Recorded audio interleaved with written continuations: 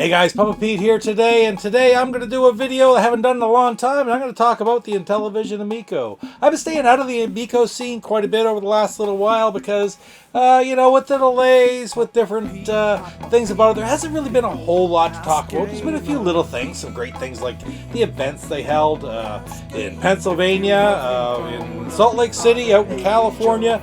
A lot of fun, but really didn't need a whole lot of commentary by me on it. I mean, they're great to see that those things were going out, that people were playing the system and really enjoying it. But at the end of the day, man, we're dealing with such a strange world right now with the pandemic and the shipping conundrums, like hundreds of freighters off the coast in California and BC can't get landed, can't get unloaded. It's really strange time we're living in.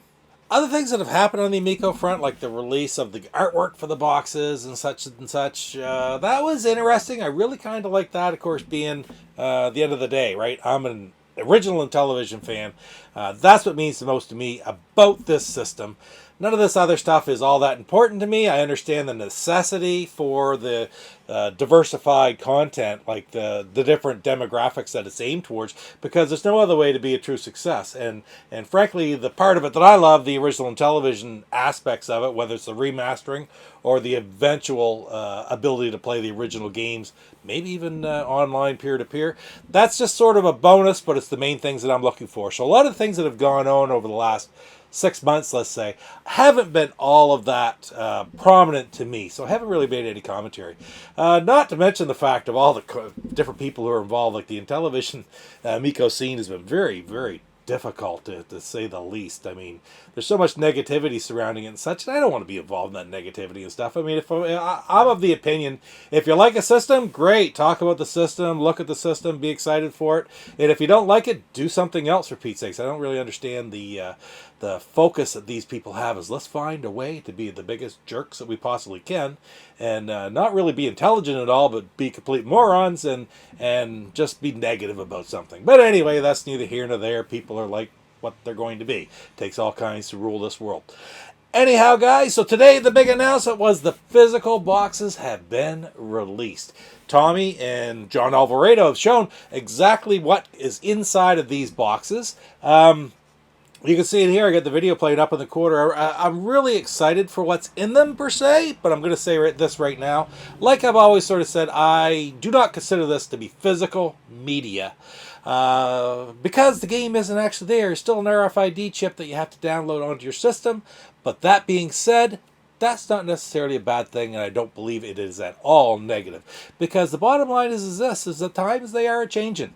And physical media isn't all it's wrapped up to be. I love physical media. Sorry, I'm surrounded by physical media, right? Of course I love it. I love the original Intellivision stuff. It's all physical. And that is really for old guys like me. The modern day is going to be digital. I've got kids that are 19 and 22, and to be quite honest, 64-bit loves the physical stuff, the retro gaming, but overall, they're very happy with digital media because it's just a different era. And that being said, this new Intellivision Amico, the releases of the RFID chips that you can download the game to your system, I just love the way that they look like the original Intellivision cartridges. I saw that when I first popped it open. It's like, wow, I thought at first that it was an actual little cartridge in there, like Intellivision size. The Intellivision cartridges aren't very big. I mean, you can fit that in that little box that they said. This is what I saw, and this is what I thought it was. But it isn't. It's just a card with the chip in it that you can download the game, and that's just fine, frankly. But also inside the box was a card with a lenticular card that has a 3D effect on it with a little bit of info on the back. Very collectible. And also a collectible coin. Again, nothing can be more collectible than coins and cards, right? So here is exactly the most collectible product you could possibly have. Plus, it all comes in a box which is small. Yeah, it's small. It's not the size of the original ones. Look at the size of these, right? But it's realistic, the size of that box. It's more along the lines of, the Nintendo Switch boxes like this. A little bit even smaller than this. Both the size of a NES cartridge, per se. A little bit wider, a little bit shorter. And you know what? There's nothing wrong with that, because at the end of the day, space tends to be at a premium around most of the places that we deal with nowadays. I know one of the things I look at with collecting games is, where am I going to put it? So It doesn't hurt my feelings at all that it's small, that it has a couple neat little collectibles with it. I love the artwork on it. I really do. I didn't comment. The artwork's been released for a while, but the style reflects and pays homage to the old Intellivision system, which I love, as does the actual RFID card inside, which looks like a cartridge. Just love it. So, is it exactly what I expected? Yes, actually, it's exactly what I expected, but it's not what they sort of promoted at the beginning. I thought it was going to be some different things for different games. It was going to be something very, very different. And other than the fact that each RFID card has a specific serial number, and you can transfer that serial number over to other people. That way you can sell your games if you want to. Other than that, it's pretty typical and pretty much what I really thought was realistic for them to do. Disappointed? No, not at all. I'm very happy with it. Matter of fact, I've ordered my set already and very happy to have done so. So many different YouTubers are on there looking at that. I've really not seen a whole lot of negativity on it yet because, then again, I don't go looking for the negativity because if it's negative, what the hell do I want to look at it for? I look at all the positive stuff because it's the Intellivision system. I love the original Intellivision. I love the new Intellivision Amico. Whatever they're going to do, people say, oh, the systems, other systems do it too. Well, great. I love the Nintendo Switch as well. But doesn't mean I don't have to can't love the Intellivision Amico right along with it. A couple of things about this release really hit close to home, let's say. The first thing I'm going to mention is less about me, but more about Tommy. It was kind of neat that the actual video was released at 10:10 Pacific time on 10/10/2021. So, 10:10, just get that number in there, and I really like that touch. Second of all is something that nobody would ever know, but one thing that some people may crap on and find unusual, let's say, is that these games are being released before the system's even available. Is it a way to make some money to help because of all these strange costs and such for shipping, for production that are coming up? Yeah, actually, it probably could generate some income for the company, and I think that's a very good idea, actually.